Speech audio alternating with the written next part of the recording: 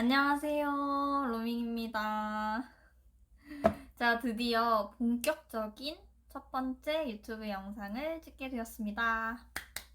제가 첫 영상을 어떤 걸로 할지 고민하다가 그동안 제가 공스타그램을 통해서 많은 질문들을 받아왔는데요. 그 중에 많이 받았던 질문들을 모아가지고 Q&A 영상으로 제작해 보려고 합니다. 네, 이번 Q&A 시리즈는요, 바로 로준에 관한 이야기인데요. 제가 앞으로 여러 편으로 나누어가지고 이 로준에 관해서 제가 겪었던 시행착오나 아니면 제 경험들, 그리고 미리 알아두시면 좋을 내용들까지 모아가지고 답변 드리도록 하겠습니다. 자, 그래서 오늘의 주제는 바로 뭐냐? 바로 리트입니다. 영상을 시작하기 앞서서 제가 한 가지 드리고 싶은 말씀은 제 말이 절대 정답이 아닙니다. 그러니까 맹신하지 마시고 그냥 참고용으로만 받아주시면 감사하겠습니다. 그럼 지금부터 영상 시작하도록 하겠습니다. 자, 그러면 대망의 첫 번째 질문입니다. 첫 번째 질문은 뭐냐면요. 리트 언제부터 준비해야 되나요? 입니다. 정말 많이들 해주시는 질문인데요.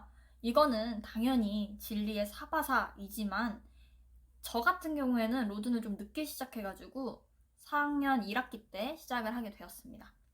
저는 사실 초시 때는 그냥 딱 기출만 풀고 기출도 처음부터 안 풀고 한 2012년 이 정도부터 풀고 그 주 1회 기출 분석 스터디를 저희 학교 학우분들이랑 진행을 했었어요. 그래서 그게 전부 달아서 제가 어떻게 초시 때를 공부를 했다고 말씀드리기에는 조금 민망하고, 네. 저는 제시를 염두에 두고 시작했기 때문에 조금 늦게 시작하긴 했지만, 개인적인 생각으로는 3학년에서 4학년 올라가는 겨울방학 때 하는 게 가장 좋다고 생각합니다. 일단 첫 번째로는 리트가 기출이 많지 않기 때문에요. 너무 자주 어릴 때부터 많이 풀어두면 기시감이 너무 들어서 좀 아낄 필요가 있다고 생각이 들어요. 그 다음에 이제 리트가 적성 시험이기도 하니까요. 공부를 많이 한다고 해서 무조건 오른다. 이것도 아니고 또 뭐 공부를 아예 안 한다고 해서 점수가 안 나온다. 이것도 아니기 때문에 반년에서 1년 정도 준비하시면 딱 좋을 것 같다는 것이 저의 개인적인 생각입니다. 두 번째 질문입니다. 두 번째 질문은 리트 점수 오르는 시험인가요? 입니다. 흔히들 리트 신수설이라는 단어를 들어보신 적이 있으실 거예요.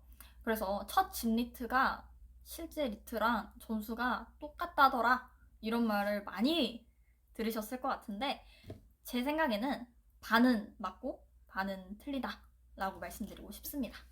자, 우선 앞서서 말씀드렸다시피 리트 같은 경우에는 적성 시험이다 보니까 이 적성에 따라서 사람들의 잠재적인 최고치가 다르다고 생각해요. 예를 들면 현 진리트가 90점대라고 해도 잠재적인 능력이 130점이라면 공부를 열심히 할 경우에 130까지 갈 확률이 높다고 생각합니다. 다만 지금 현재 진 리트가 110점이라고 해도 잠재적인 최고치가 120점 정도라면 대부분은 120점 정도까지만 오를 확률이 높아요. 그렇기 때문에 제가 리트 무조건 오르나요? 라고 했을 때 무조건 오른다 라고 말씀드리기는 어렵지만 그렇다고 해서 무조건 오르지 않는다 라고 말씀드리기도 어렵다고 보여집니다. 그러면 너는 점수가 올랐냐? 이렇게 물어보실 분들이 계실 것 같은데 제가 이따가 말씀드리겠지만 저는 초시랑 제시가 점수차가 굉장히 많이 납니다. 물론 제시가 더 높아요. 그렇기 때문에 절대 오르지 않는다. 이거는 제가 이미 올려봤기 때문에 거짓말이라고 말씀을 드릴 수 있겠습니다만 이게 노력에 100% 비례해서 오른다 라고는 말씀드리기 어려울 것 같습니다. 세 번째 질문입니다. 바로 로준 진입할 때 집리트 꼭 보고 와야 되나요? 입니다. 이 로준 준비하시는 분들이 많이 모여있는 곳이 얼마 없어요. 보통 학교 에브리타임이나 뭐 기타 커뮤니티, 뭐 서로연과 같은 여러 로준 하시는 분들 모여있는 카페에서 얘기를 많이 나누시는 것 같은데 거기 가보시면 로준 진입해도 되나요? 라는 질문을 많이 물어보세요. 그런데 대부분 답변에 뭐라고 달리냐면 집리트 몇 점 나오셨나요? 집리트 보고 오세요. 이런 답변이 정말 많이 달립니다. 저 역시도 어떤 분들께서 루밍님 저 리트 진입해도 될까요? 로준 시작해도 될까요? 물어보신다면 저도 항상 혹시 집리트 몇 점 나오셨나요? 이렇게 물어봤거든요. 그래서 2개에서 3개 정도는 풀어보시는 것을 추천드립니다. 그 이유를 제 개인적인 생각, 제 이유를 말씀드리자면 이상 로스쿨 진학하실 때 그 로준을 하는 데 있어서 가장 큰 비중을 차지하는 것이 바로 리트입니다. 뭐 학점이나 토익, 정성, 포스트리트 다 잘한다고 해도 리트 점수가 나오지 않으면 현재는 진학하는 게 상당히 어려운 상황에 도달을 했습니다. 그렇기 때문에 이 적성시험 특성상 아무리 열심히 한다고 해도 이게 적성에 맞지 않으면 원하시는 점수까지 오르지 않을 수도 있기 때문에 우선 집리트를 2개에서 3개 정도 풀어보시고 각자의 위치가 어느 정도인지를 파악하는 것이 전 좋다고 생각해요. 그러면 제 현재 리트 점수를 보고서 리트에 투자를 굉장히 많이 해야 할지 아니면 또는 다른 정성 요소를 만드는데 노력을 해야 될지 이걸 파악하는데 용이하다고 생각하거든요. 그래서 이 로스쿨이라는 진로가 진학해서도 최소 3년을 투자하셔야 되고 또 등록금도 비싸고 또 인강도 들으셔야 되고 여러 가지 금전적인 문제도 있을 거예요. 그렇기 때문에 로스쿨을 단순히 한번 진학해볼까?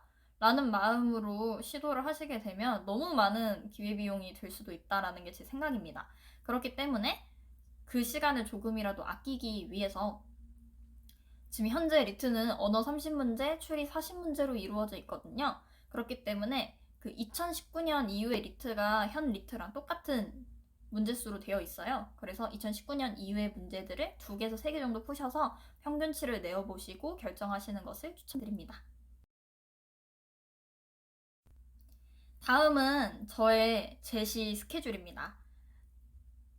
이제 리트 역시도 2번, 3번 보시는 분들이 많이 늘어나고 있기 때문에 졸업을 하시고 나서 학교를 다니지 않는 상황에서 생으로 제시를 하게 되면 어떻게 시간을 보냈는지에 대해서 궁금하신 분들이 상당히 많으신 것 같아요.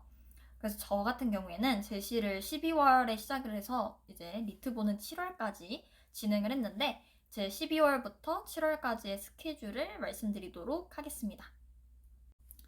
정확히 제가 12월 20일에 리트 공부를 두뇌 보완 계획과 논리퀴즈 매뉴얼로 시작을 했습니다. 그리고 12월 16일에 메가로스쿨 교수 패스를 결제를 해서 19일에 언어랑 추리, 기초인문 강의를 시작을 했는데요. 1월에는 제가 토익 공부를 병행하느라 리트 공부를 많이 하지는 못했고요. 12월에 하던 것을 이어서 진행을 했습니다. 그리고 2월 17일에 되어서 앞서 시작했던 기초인문을 둘 다 완강을 했고 18일에 기본 강의에 들어갔습니다. 그리고 2월 23일에 논리퀴즈 매뉴얼을 1회독을 하고 난 다음에 문제까지 푸는 2회독까지 마쳤고 다음 날인 24일에 강화약화 매뉴얼 1회독을 시작을 했습니다. 그리고 드디어 2월 26일에 리트 1회독을 2009년 기출부터 시작을 했습니다. 3월 7일부터 기상 스터디랑 주 35시간 스터디를 시작을 했고 9일에는 기출 분석 스터디를 시작을 했는데요. 다만 이 기출 분석 스터디 같은 경우에는 제가 1달 정도만 유지를 하고 그 이후로는 혼자 공부를 했고요. 앞서 말씀드린 2가지 스터디는 리트 날까지 쭉 이어서 진행을 했습니다. 3월에는 제가 2014년 리트까지 풀이와 기출 분석 완료했습니다. 그리고 4월 16일에 강화약화 매뉴얼 2회도까지 마무리를 했고요. 17일에 기본 강의를 완강하게 되어서 제가 다음 날인 18일부터 심화 강의에 들어가게 됐습니다. 그리고 4월 24일에 첫 전국 모의고사가 있었거든요. 그래서 거기에 다녀왔고 4월에는 제가 강의를 많이 밀렸었어요. 그래서 그 밀린 강의를 따라잡느라 그 기출 분석은 16리트까지 완성을 했습니다. 제가 5월부터는 이원준 500제라는 책을 시작을 했는데요. 사실 최근에 다시 보니까 끝까지 다 못 풀고 70% 정도 풀었더라고요. 그래서 한 300문제 정도 풀었고요. 5월 5일에 두뇌 보완 계획을 200까지 다 읽게 되었고 5월 13일에 심화 실전 모의고사 풀이를 시작했습니다. 그리고 5월 15일에 전국 모의고사 2회가 있었고요. 29일에는 토익도 한번 보고 왔거든요. 물론 잘 보진 못했습니다. 그리고 5월 30일부터 주 1회 논술 스터디를 시작했고 5월에 2022 리트까지 1회 독을 완성했습니다. 6월 3일부터는 파이널 1 모의고사 풀이를 시작했고요. 5일에 전국 모의고사 3회가 있어가지고 제가 다녀왔고 그 다음에 13일에 심화 강의를 완강하게 되었습니다. 마지막 7월에는 3일에 전국 모의고사 4회를 보고 왔고요. 4일에 파이널 1을 완강하고 파이널 2를 바로 시작을 했습니다. 그리고 7월 8일부터는 제가 실제 리트 시험 시간에 맞춰가지고 오전에 매일 한 개씩 리트 2회 독을 시작을 했고요. 7월 10일에 마지막 전국 모의고사를 보고 왔습니다. 그리고 밀림의 왕인 저답게 리트 전날인 23일에 파이널 2를 완강하고 마지막 날에 2022 리트까지 2회 독을 마무리했습니다. 이처럼 생으로 제시한 것 치고는 공부한 양이 별로 많지 않거든요. 생각보다 별걸 하진 않았지만 제가 이제 지금부터 그럼 이렇게 공부했던 것들을 어떻게 활용을 했는지 이어서 말씀드리도록 하겠습니다. 네, 먼저 인강 교수 패스입니다. 저는 메가로스쿨 교수 패스를 결제를 해가지고요. 언어는 이원준 선생님, 추리는 조성우 선생님 강의를 들었습니다. 제가 인강을 들었던 이유가 사실 제가 생제시를 하게 되면서 제가 정말 나태하거든요. 이 나태한 제 자신이 들어 누워가지고 아무것도 안 하고 하루 왼종일을 보낼 거를 스스로 너무너무 잘 알고 있었기 때문에 못해도 현강생분들이 공부하시는 만큼은 공부 시간을 확보를 해야겠다라는 생각에 제가 인강 패스를 끊게 되었습니다. 또 없는 살림에 부모님 덕분에 인강을 결제를 해서 제가 돈이 아까워서라도 열심히 들었거든요. 그래서 언어랑 추리 모두 기초부터 파이널까지 풀커리를 타게 되어서 저는 개인적으로 이렇게 교수 패스를 알차게 쓸 수 있나 싶을 정도로 너무너무 좋았습니다. 그래서 개인적으로는 어느 정도 점수가 나오신다면 꼭 기초부터 들으실 필요는 없다고 생각을 하고요. 저도 실제로 처음부터 끝까지 다 듣기는 했지만 가장 도움이 됐던 거는 그 심화에서 파이널 강의가 큰 도움이 됐었거든요. 그래서 저의 현재 위치가 어느 정도인지 이제 리트 앞서서 파악하기에 굉장히 용이 있고 또 나름 기출을 풀면서 점수를 잘 받아오다가 이렇게 사설 한 번씩 풀면 자만하지 말아야겠다 라는 생각을 하면서 끝까지 열심히 할 수 있도록 도와줬던 것 같습니다. 제가 메가로스쿨을 들었지만 메가로스쿨 안에서도 제가 들었던 선생님들 말고도 다른 좋은 선생님들이 너무너무 많으시고 또 해커스 로스쿨이나 상상 로스쿨과 같이 또 다른 사이트들도 많이 있잖아요. 그렇기 때문에 남들이 많이 듣는다고 해서 뭐 1타 강사라고 해서 무작정 선택하지 마시고 꼭 시범 강의나 커리큘럼 확인하셔가지고 결정하시는 것을 추천드립니다. 자, 그래서 결론적으로 인강 꼭 들어야 되나요? 라고 하신다면 꼭 들으실 필요는 없습니다. 그렇지만 이제 공부 방법을 아예 모른다, 생으로 처음 시작한다 하시거나 아니면은 저처럼 이렇게 규칙적인 생활을 좀 하고 싶다, 인강이라도 들어서 공부 시간을 확보하고 싶다 하시는 분들께는 추천드립니다. 네, 다음은 스터디입니다. 리트 전에 저 같은 경우에는 기상 스터디, 공부 시간 스터디, 그 다음 기출 분석 스터디, 그리고 논술 스터디, 기출 풀이 스터디까지 이렇게 총 5개를 했는데요. 앞서 말씀드렸던 것처럼 기출 분석 스터디 같은 경우에는 한 달만 했기 때문에 제외하고 나머지 말씀드릴게요. 기상 스터디 같은 경우에는요. 주 5일, 월요일부터 금요일까지 9시부터 일상생활을 시작하는 것으로 했습니다.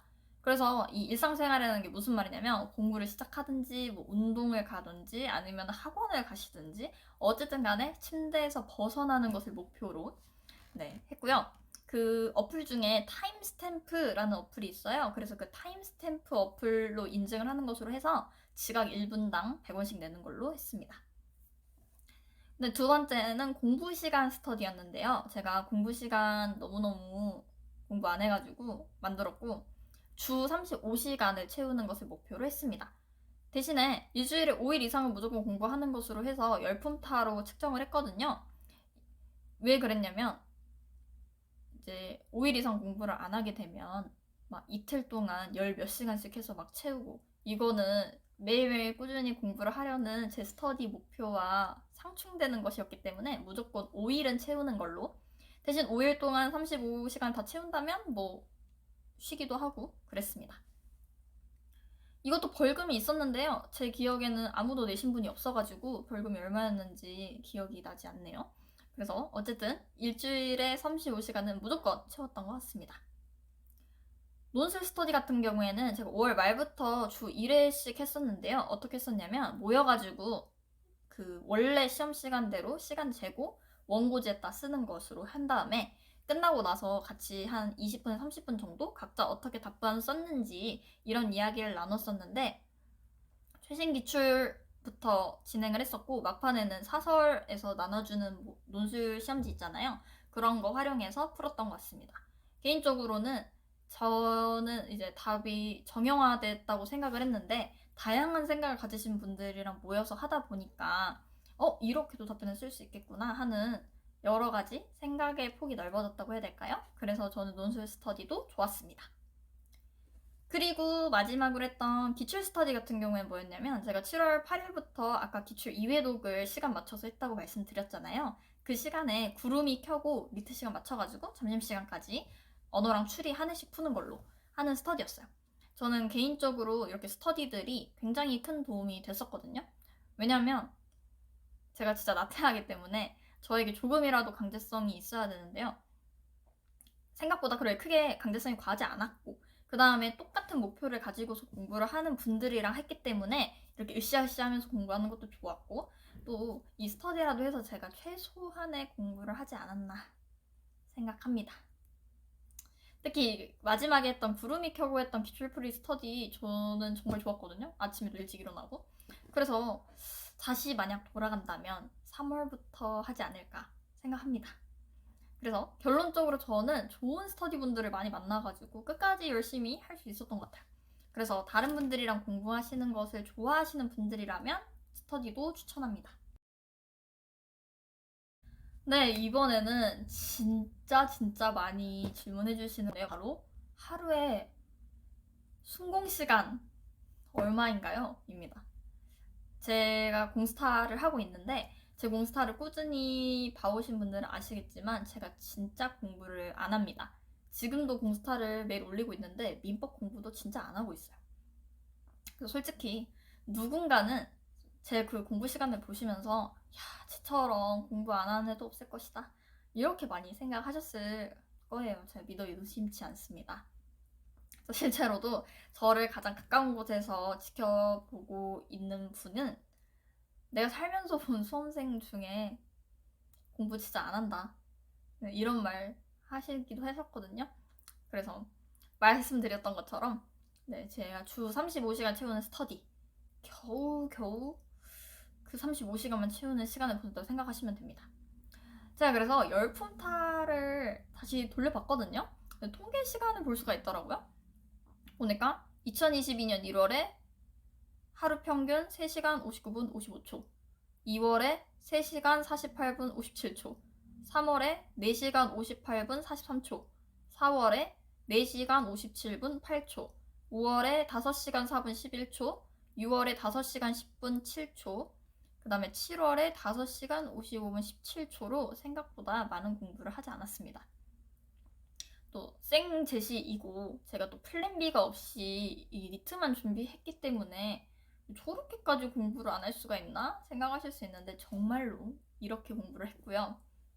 대신 저는 이제 할 때 집중해서 딱 하고, 저는 시험 직전까지 게임도 하고 또 야구도 하루도 빠짐없이 보고 또 심지어 콘서트도 다녀오는 등 네, 즐거운 수험 생활을 보냈습니다. 제가 또 엉덩이가 무거운 스타일은 전혀 아니라서요.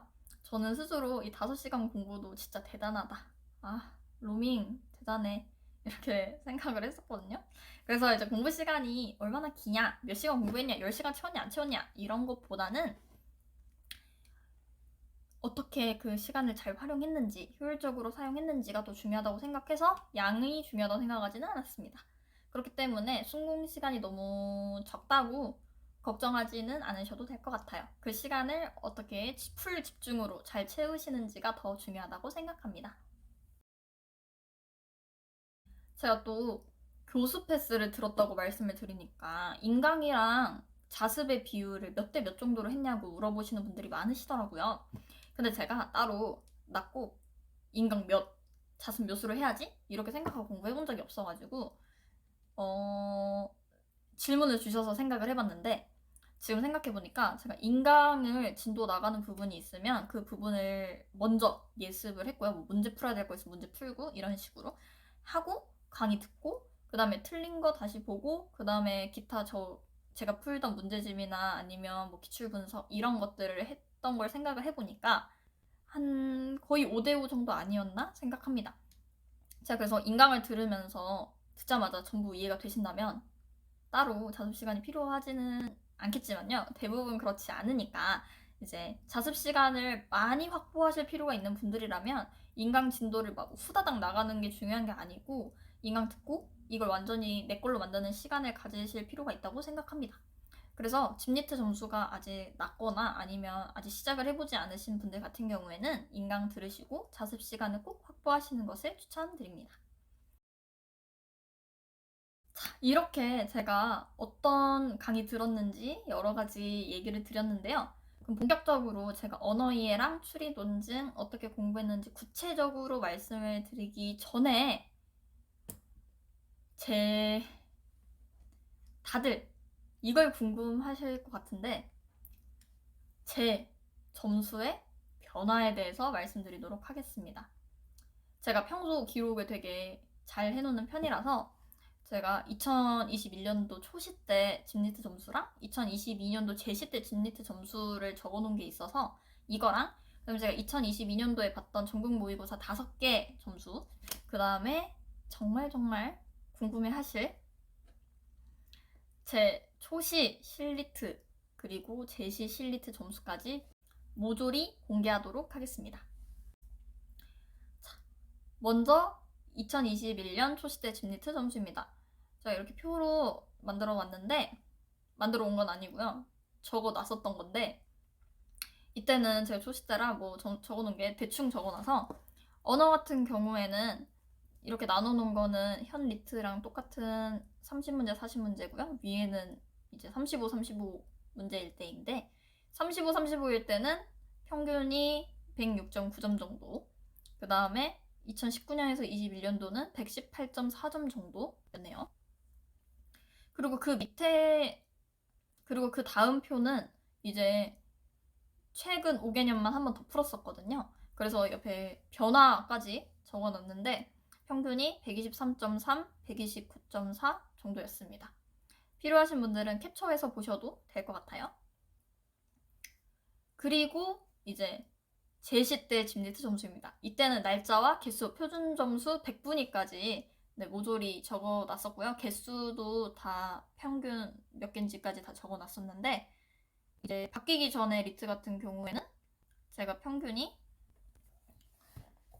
120.5점이었네요. 첫 리트가. 그 다음에 바뀐 후에 4년치는 127.93이었습니다. 날짜 보시면 알겠지만 되게 듬성듬성 풀었죠. 그리고 나서 제가 이제 2회독을 약 한 달 반 뒤에 시작을 했는데요. 이때 점수는 말이 안 돼요. 굉장히 높거든요. 그래서 지금 2018년도가 비어 있는데 이때 2018년도 걸 너무 많이 풀어서 제가 아마 2회독 때는 안 풀어놨었을 거예요. 그래서 이때 평균 리트가 거의 140점이었고 그 다음에 바뀌고 난 다음에 138.98이었습니다. 그래서 제가 앞서서 리트를 아끼라고 말씀을 드린 게 이걸 1학년 때부터 계속 풀어버리면 제가 지금 잘해서 점수가 잘 나오는 건지 아니면 너무 익숙해져서 잘 나오는 건지 알지 못하거든요. 근데 물론 저 같은 경우에는 이 두 번째 거 풀 때도 답이 전혀 기억이 나지 않아서 끝까지 최선을 다해서 풀었던 기억이 있습니다. 자, 그리고 제 전국 모의고사 점수입니다. 전국 모의고사 1회 때 아주 흔히 말하는 뽀록이라고 하죠. 뽀록이 터져가지고 언어 이해를 다 맞았었습니다. 추리는 24개. 그래서 점수가 131.7점이 나왔었고요. 석차가 이런 석차를 제가 받아본 적이 없는데 상당히 높게 나왔죠. 그 그다음에 2회 때 바로 뽀록이 터집니다. 언어가 20개, 추리가 25개. 그래서 무려 109.3점으로 약 30점 가까이 떨어지게 됩니다. 그 다음에 3회 때는요, 언어 21개, 추리 26개 맞아서요, 120.8점이 나왔었는데요. 그래서 제가 사설은 100% 믿을 필요가 없다라고 말씀을 자주 드립니다. 그리고 4회 때 언어 24개, 추리 23개. 그래서 이때부터 이제 추리에 제 슬럼프가 오기 시작했었거든요. 그래서 표준 점수는 나쁘지 않은데 추리가 너무 낮아가지고 이때부터 걱정을 굉장히 많이 했습니다. 그리고 이제 대망의 5회거든요. 이때는 정말 레전드 오브 레전드 점수. 언어가 14개, 추리가 18개. 무려 둘 다 반타작을 못한 대단한 시험이었어요. 그래서 무려 마지막 이게 7월 10일 시험이거든요. 리트 2주 전 시험이 무려 95.9점이 나와서 제가 멘탈이 아주 부서질 뻔했지만 사설은 사설일 뿐 얽매이지 말자라는 생각으로 최대한 빠르게 떨쳐내서 다행히 나쁘지 않은 점수를 얻게 되었습니다. 자, 그러면 그토록 기다리셨을 제 실리트 점수 공개하도록 하겠습니다. 제가 2022년도 법학 작성시험 성적표인데요. 자, 언어가 이때 당시 원점수가 15개, 추리가 26개로 언어가 표준점수 41.8, 100분위 35.3, 추리가 표준점수 67.1, 100분위가 70.8로 무려 108.9점을 맞게 됩니다. 그래서 제가 원서를 아예 쓰지 않았습니다. 초시 때. 그래서 사실상 제시가 포스트리트는 처음이었던 거죠. 그리고 제 제시 점수 공개하도록 하겠습니다.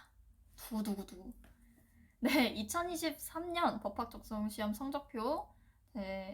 언어가 21개, 추리가 31개 맞아서 언어가 표준점수 53.6, 100분위 82.3, 추리가 표준점수 76.2, 100분위 91.6으로 129.8점을 맞게 되었습니다.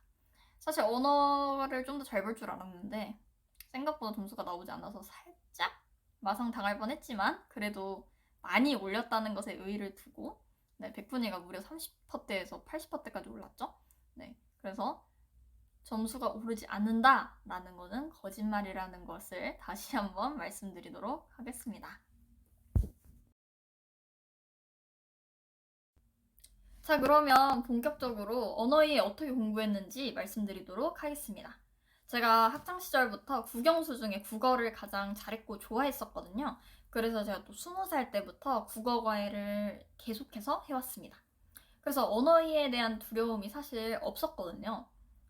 그리고 또 제가 어릴 때부터 사실 글을 좀 빨리 읽는 편이었어가지고 수능 같은 경우에는 한 50분에서 60분 정도 걸렸었거든요. 그래서 이 리트에 처음 진입을 할 때도 솔직히 언어는 자신 있고 추리만 좀 공부하면 되겠다, 이런 쓸데없는 자신감으로 언어를 풀었었는데요.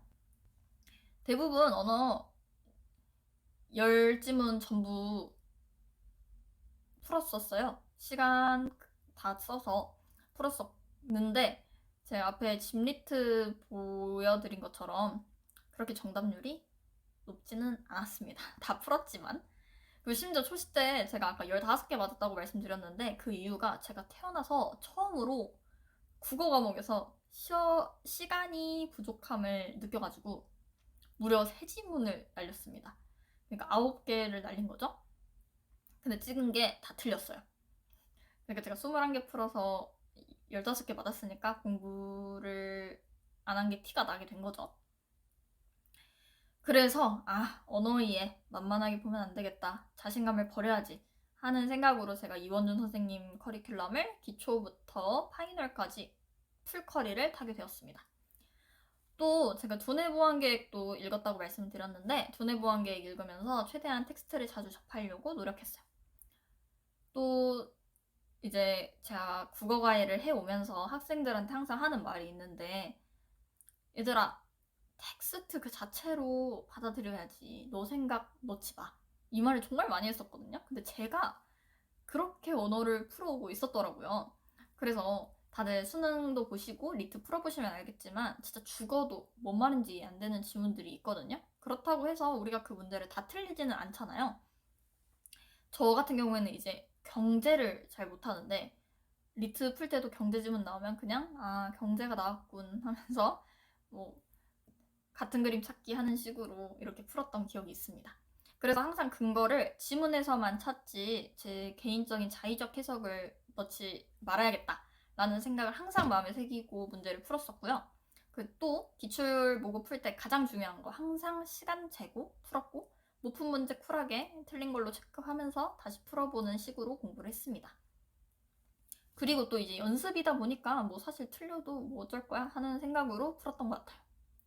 또 이제 풀이한 다음에 기출 분석 어떻게 하는지 많이들 물어보셨는데 저는 이제 선지 하나하나의 지문 어디에 근거가 있는지 다 찾아가지고 형광펜으로 그어서 확인을 했고 또 이제 추론이 필요한 선지 같은 경우에는 도대체 어떤 루트로 이런 선지를 내놨는지 그 도출 과정을 역으로 이제 찾아가지고 지문을 찾아서 여기서 이 생각이 나와서 그래서 여기 C까지 왔구나. 뭐 A에서 출발해서 B에서 와서 C로 온 거구나. 그래서 선지는 C가 나왔구나.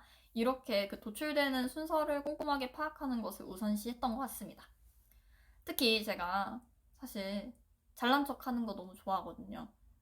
그래서 과외할 때도 제가 아는 거 가르칠 때 너무너무 신이 나고 재미가 있어요.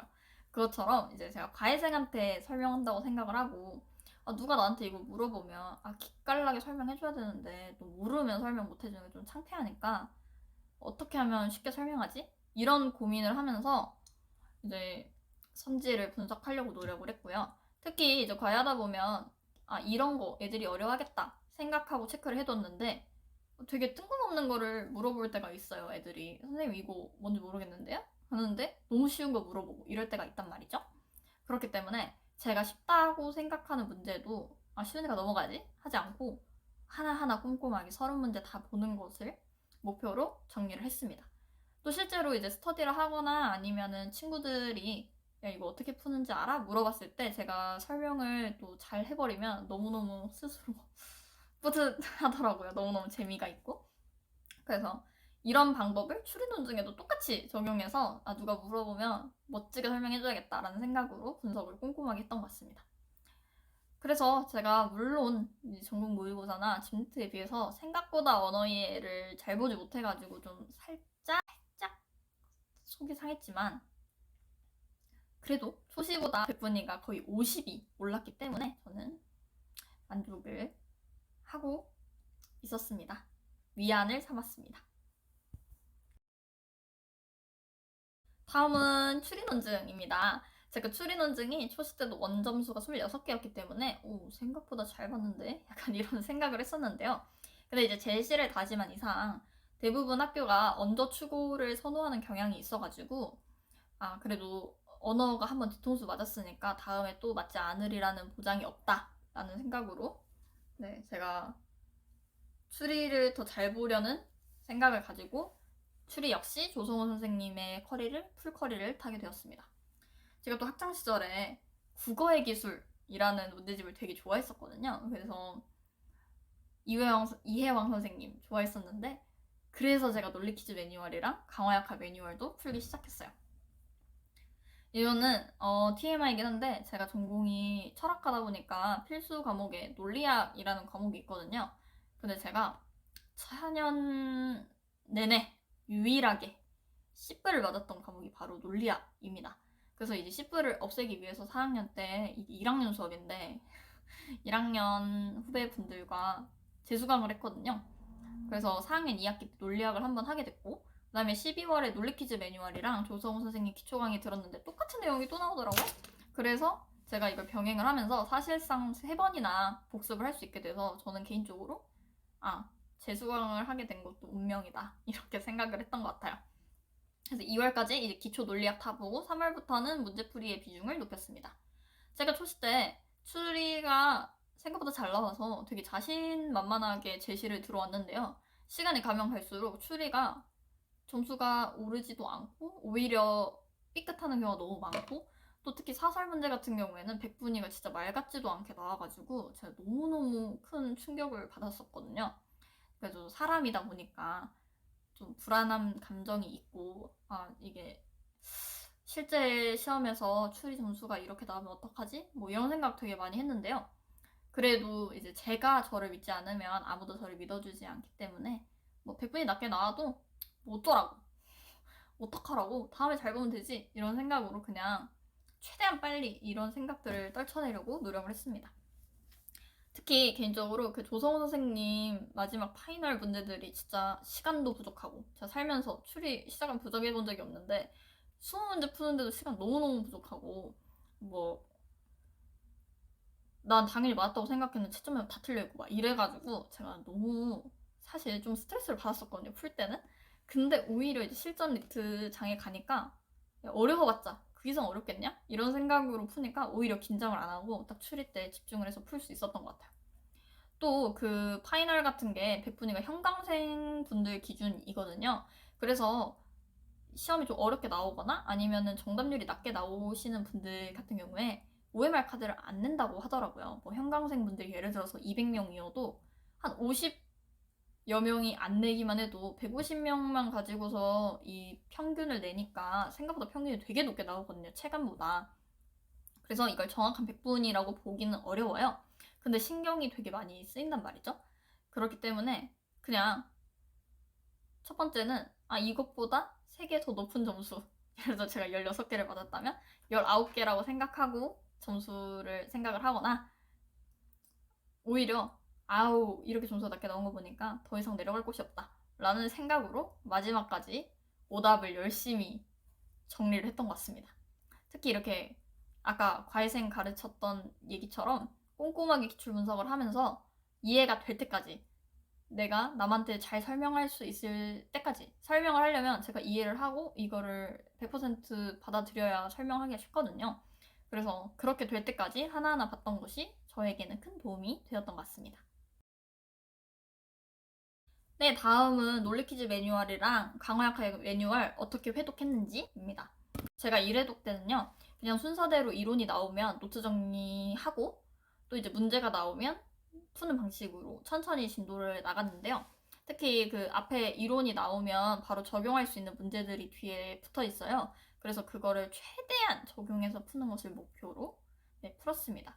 1회독까지 시간이 좀 걸리는데 1회독을 하고 나서 이제 문제들만 따로 제가 아이패드로 스캔을 해가지고 아이패드에 문제들만 모아놓고 한 번 더 풀었어요. 그래서 어떤 느낌이냐면 제가 답지를 만든다는 생각으로 꼼꼼하게 쉬운 문제도 풀이 과정 꼼꼼하게 적어가지고 풀었습니다. 그 다음에 3회독 때는 그냥 틀린 것만 한번 보는 식으로 이렇게 했던 것 같아요. 강화역학 매뉴얼도 똑같은 방식으로 했습니다. 그래서 이제 1회독 하는 시간이 되게 오래 걸렸는데 2회독부터는 그래도 한번 풀었던 거 풀고 또 기출이랑 겹치는 것도 있고 피셋도 있고 막 이래가지고 제가 속도가 좀 붙어가지고 시간이 그렇게 많이 걸리지 않았고 뭐 하루에 40문제, 50문제씩도 풀었던 것 같아요. 그래서 결론적으로 논리퀴즈 매뉴얼, 강화학학 매뉴얼 도움이 됐냐고 물어보시는 분들이 되게 많은데 저는 모든 분들께 추천하고 있습니다. 전 너무 좋아서 너무너무 좋았어요. 그래서 정말 도움이 많이 되어서 시간이 되신다면 한번 접해보시는 것을 추천드립니다. 또 이제 두뇌 보완 계획 많이들 활용하시잖아요. 저 두뇌 보완 계획 같은 경우에는 100이 있고 200이 있고 총 2권이거든요. 저는 2권 다 읽었는데 이 책이 주제 하나가 있고 그 주제 읽고 나서 풀 수 있는 문제가 이렇게 딸려 있는데 저는 하루에 4개 정도씩 읽었습니다. 그래서 문제 기화펜으로 풀어가지고 흔적 안 남기고 풀고 틀린 문제만 연필로 살짝 체크해 놓은 다음에 이제 다 읽고 나서 틀린 문제 다시 풀어보고 또 두 번째는 읽을 때는 그냥 틀렸던 것만 한번 다시 보고 이런 식으로 읽었던 것 같아요. 이제 책에 여러 분야가 나오는데요. 특히 철학이랑 과학 파트, 논리 게임 파트 이런 것들이 나와요. 근데 제가 전공이 철학이다 보니까 철학 파트는 되게 재밌게 읽었던 것 같고 또 이제 과학이나 다른 여러 가지 분야들도 제가 뭐 꼼꼼하게 정독을 하진 않았지만 그래도 이걸 읽고 나니까 리트에 비슷한 소재들이 많이 나오더라고요. 그래서 이거 두뇌보안 계획에서 읽었던 건데 하면서 거부감을 좀 줄이는 역할을 했던 것 같아요. 그래서 이제 기시감이 있었다 이 정도로 말씀드릴 수 있을 것 같은데, 그래서 이제 뭐 내용을 외운다거나 아니면 막 5번, 6번씩 이렇게 다회독을 한다거나까지 할 필요까지는 없고 그냥 이렇게 생소한 소재들이랑 친해지는 용도로 또 이과분들은 철학이랑 친해지시는 용도로 읽으시면 충분하다고 생각합니다. 네, 이번에는 전국 모의고사나 실전 모의고사 같은 사설 문제입니다. 모의고사 같은 경우에는 저는 이제 메가로스쿨 교수 패스를 들었기 때문에 할인이 됐었거든요. 그래서 제가 또 모의고사 값 너무 비싸가지고 메가 모의고사만 5개 또 패키지로 사면 또 싸요. 그래서 5개 풀었습니다. 또 앞서 얘기 드린 것처럼 이원준 선생님, 조성우 선생님 심화랑 파이널 들었기 때문에 실전 모의고사까지 풀었는데요. 제가 많이 듣는 얘기가 전국 모의고사나 실전 모의고사 푸시고 멘탈이 나갔다. 이런 말씀들 정말 많이 하세요. 저도 중간에 한번 슬럼프가 오기도 했었거든요. 점수가 너무 안 나와가지고. 그런데 최대한 빨리 떨쳐내려고 노력을 했습니다. 그래가지고 이제 현장에서 봤던 전모 같은 경우에는요. 제가 시험 당일이라고 생각하고 그 컨디션 관리하는 방법이나 아니면 모르는 문제 나왔을 때 어떻게 넘길지 이런 거 연습을 했거든요. 제가 특히 어떤 시험이든 뭐 진짜 쪽지 시험이든 뭐 토익이든 기말고사, 중간고사든 제가 시험 보는 날은 항상 위장장애가 와요. 그렇기 때문에 저는 약 언제 먹을지 아니면 화장실 언제 갈지 이런 연습을 했습니다.